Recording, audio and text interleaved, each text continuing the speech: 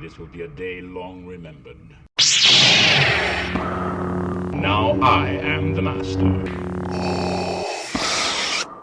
Welcome to another episode of Legends and Theories, and welcome to my review of the Avengers series.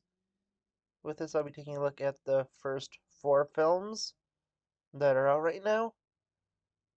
And with this, I think I will go chronological order, although I think my order is basically Age of Ultron and then them going basically chronological, just with Age of Ultron obviously being skipped over. But yeah, with this, I'm going to be talking about the films, and although we've heard many bad things about the director of the first two, especially through the production of his version of Justice League, I am not going to be considering who he is in this and just the film. So please, I don't want it to be political or anything about Joss Whedon.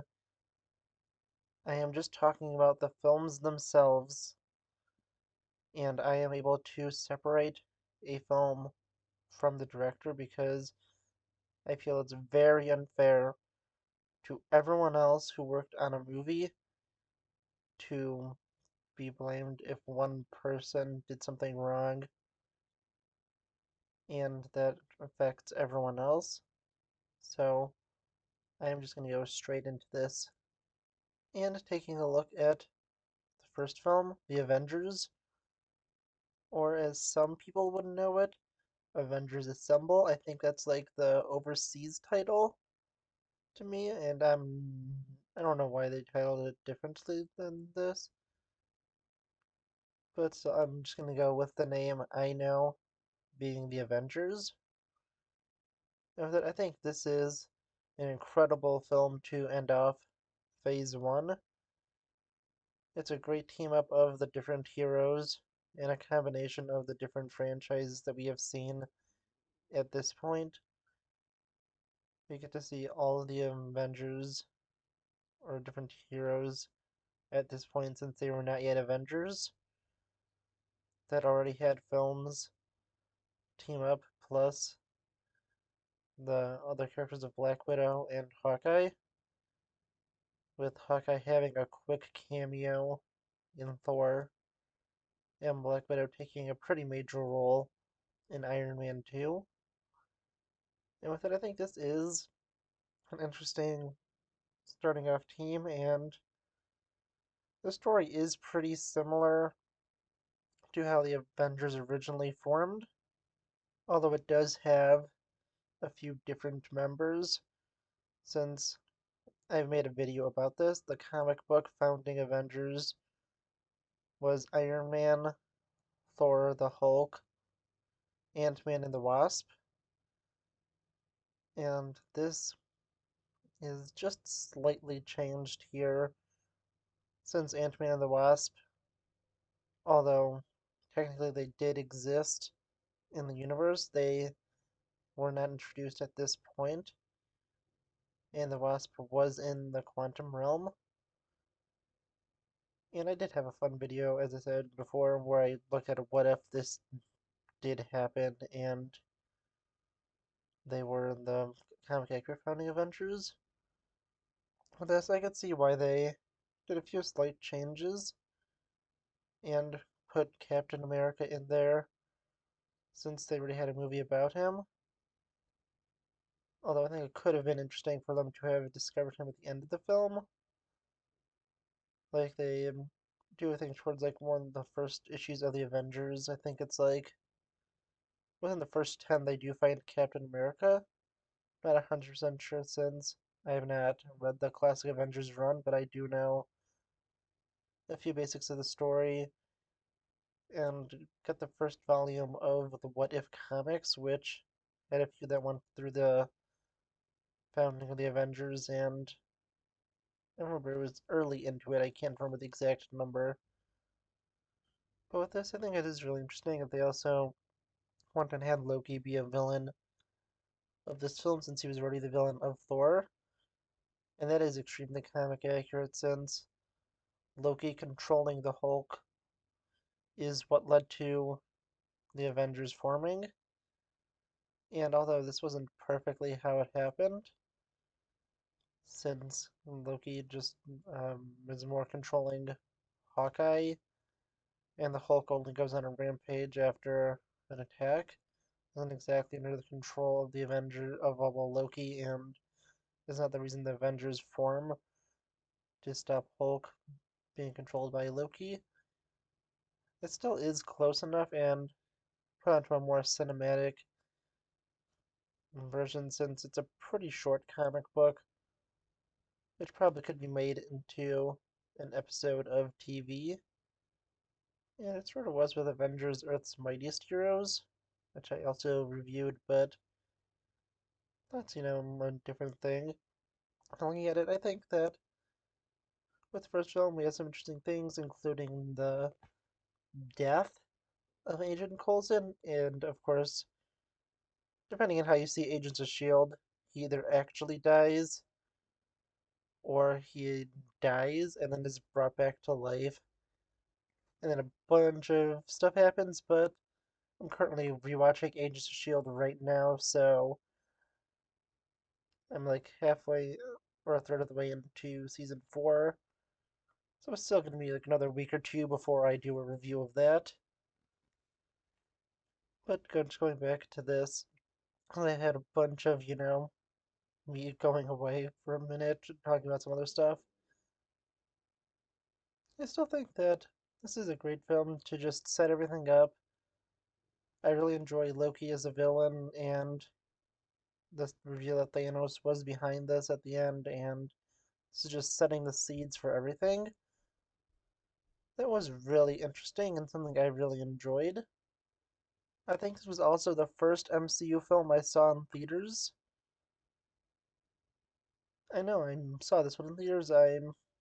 Yeah, this is the first one because I saw the other ones on DVD, and I got into the MCU right before this film came out. So that was really the my big draw-in, and yeah, I think that was really interesting to see. I really enjoyed this film and just think they did a great job with it. Moving on to the second film, I think this is definitely the weakest of the Avengers films. I don't think it's terrible. I think it's a pretty good film. It's just not as good as the rest. Mainly because this kind of goes away from the, story sort of set up between the other Avengers films. Although it does focus on the Infinity Stones, this is a more standalone one compared to the rest of them, with Ultron being completely unrelated from Thanos and the quest to retrieve the Infinity Stones, which so many other characters were a part of, including Loki and a few other of the MCU films. And although, yeah, this does focus with Infinity Stones, it's our ones that we have already seen, including the Mind Stone, and a quick cameo of the other stones as Thor gets his vision. Still, Age of Ultron, it's a really, it's a good film. As I said, I don't think it's my favorite in the MCU, and it's probably in the middle. I'm not sure exactly where I would rank it, but I think that they did a really good job with it. And it was still interesting. We get some of the new Avengers with the members of both some of the other film franchises, including War Machine and Falcon appearing, since the only other ones revealed were the Guardians of the Galaxy, and they were not going to Earth, so it would make sense for them not to be in here. And some of the other characters that were interesting to see be revealed was Scarlet Witch and Vision, who went on to have great roles in the MCU.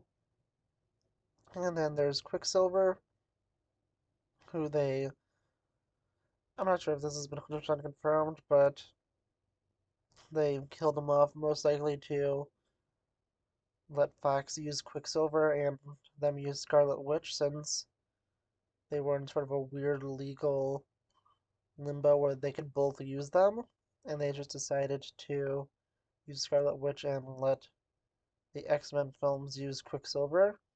And yeah, although this Quicksilver, he was okay. I definitely prefer in every way Evan Peters' Quicksilver since he was so much better and well, actually had good super speed with being able to outrun bullets and save everyone from an exploding mansion. But this Quicksilver couldn't even save Hawkeye, and as a speedster, that's pretty weak. With characters like even the Flash in his early stages would still be able to outrun bullets, and he definitely has a lot more experience than the Flash in his earliest stages, and I don't think I've seen anything with any other speedster at their earliest stages, at least on the top of my head. But I think it is pretty bad that he could not move too fast, and they probably could have found a better way for him to be killed off. But still, I think that he was decent, and even though I enjoy the other version more, this is still a good version, and it still is interesting.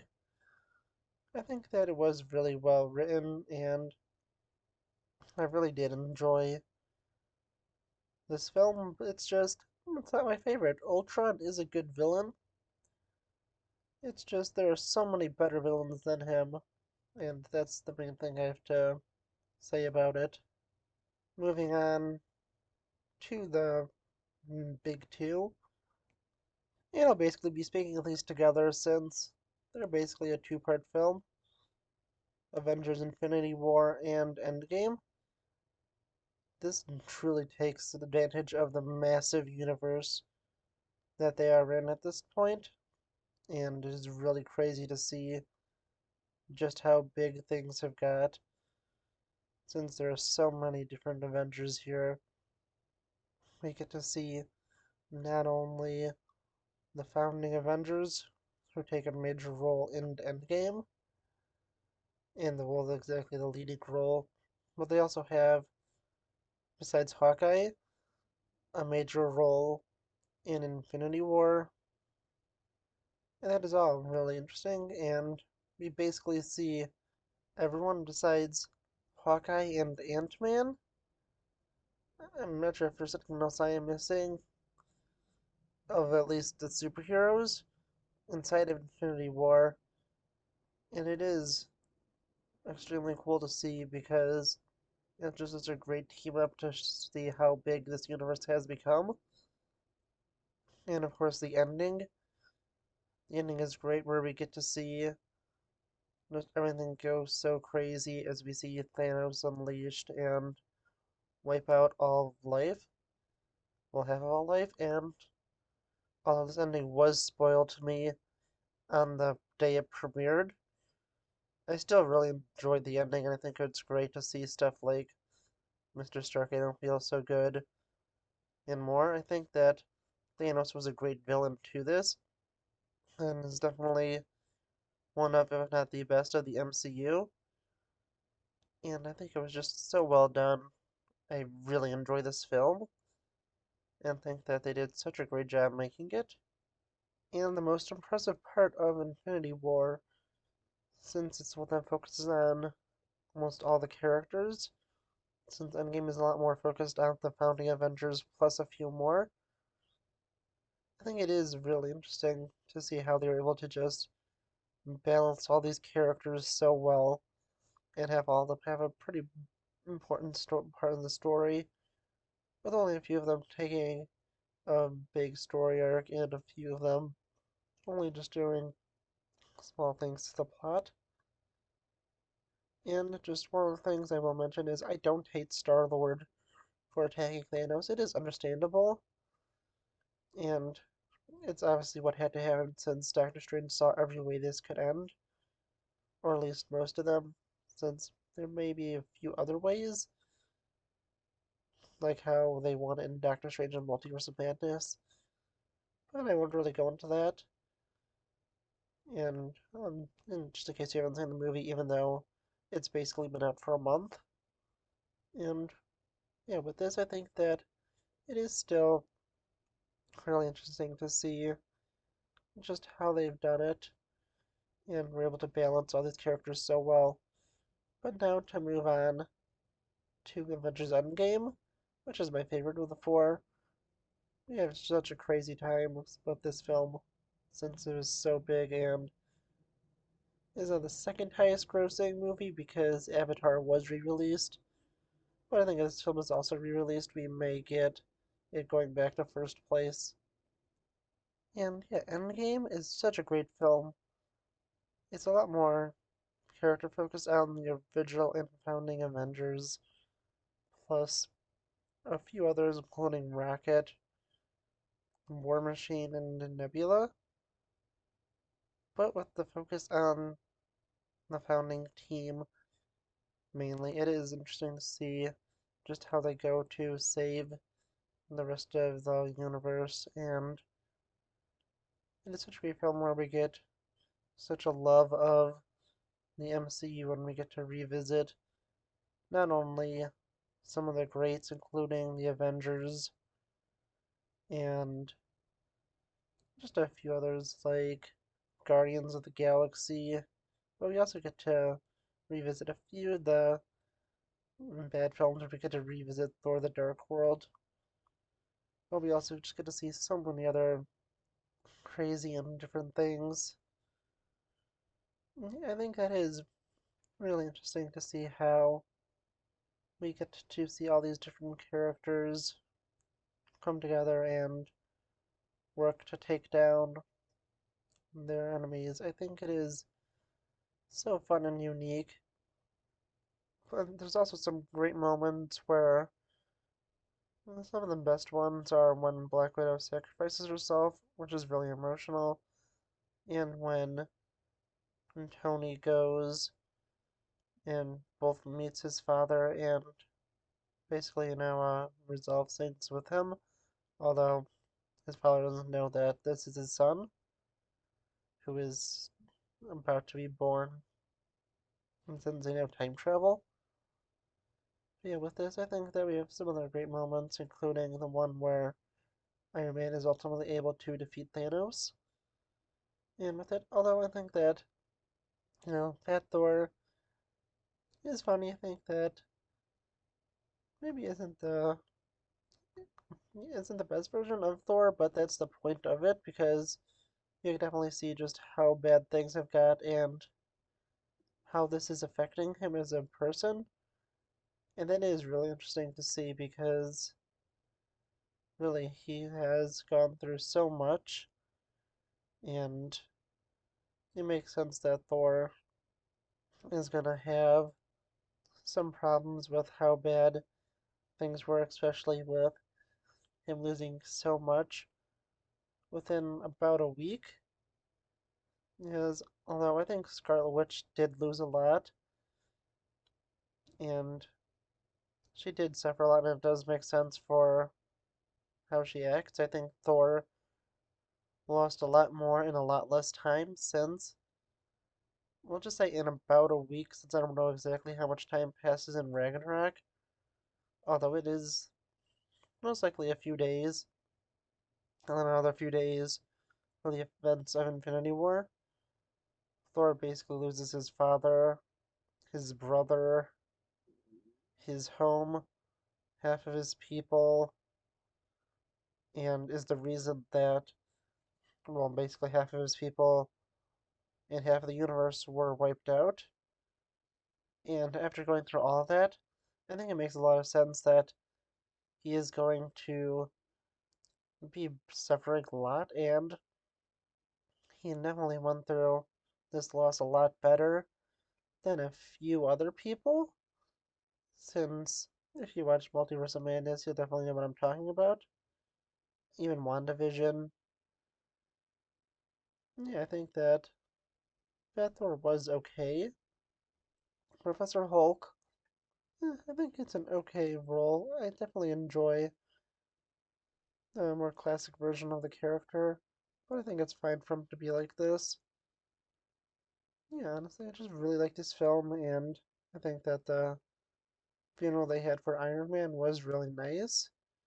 They probably should have had one for Black Widow, but it would probably have felt really repetitive storytelling wise. And with Iron Man definitely having the bigger sacrifice and having the ultimate win in the film, although Black Widow's sacrifice is still pretty major and is the main reason they were able to bring everyone back. I still think they did it really well and I really enjoyed it. But yeah, I want to know, what do you think about these films? Let me know in the comments. I'll see you all in the next episode of Legends and Theories. Thank you for watching this episode of Legends and Theories. Please subscribe, like the video, share the video, leave a comment, check out the video on screen, and may the Force be with you.